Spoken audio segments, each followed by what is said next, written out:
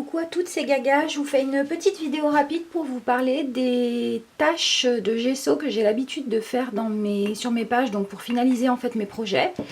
Donc ce que je voulais vous expliquer, c'est la façon dont je procède. Donc j'ai toujours à la maison un petit récipient comme ça, qui est en l'occurrence un pot de yaourt.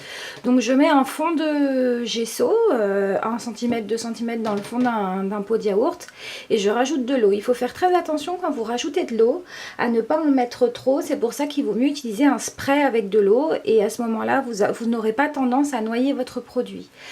Donc vous mettez un fond de gesso dans un récipient, un petit récipient qui peut se fermer avec un couvercle comme ça, vous pouvez le garder d'une fois sur l'autre, et puis vous rajoutez un petit peu d'eau jusqu'à obtenir un mélange assez fluide pour être propulsé, mais pas trop liquide, sinon après vous allez avoir tendance, lorsque vos gouttes vont sécher, à ce qu'elles craquellent parce qu'il n'y aura pas assez de produit.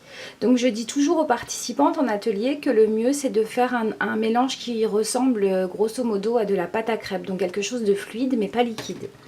Ensuite, une fois que ça c'est fait, on prend son petit pot avec un pinceau et on va venir en fait déjà pour commencer masquer l'endroit de la photo qu'on ne veut pas altérer. Donc là en l'occurrence ma photo. Donc vous voyez, je mets mon petit cache comme ça et je tourne mon projet parce qu'en fait la façon dont je vais projeter les tâches, les petites gouttelettes pardon, sera toujours la même et c'est votre projet qui lui va tourner. Donc je vous montre comment je procède. En fait je me mets à bord, vraiment à bord. Je vais essayer de zoomer un petit peu pour voir. Voilà. Donc je me mets à bord du projet. Je prends un petit peu de matière sur mon pinceau. Et en fait je vais venir faire levier avec le bord de mon récipient. Donc en fait de cette manière là je vais venir faire hop hop hop. Mais en me mettant vraiment près du projet. Et de cette manière là, toutes vos petites gouttes vont être propulsées. Donc je vous montre ce que ça donne de plus près.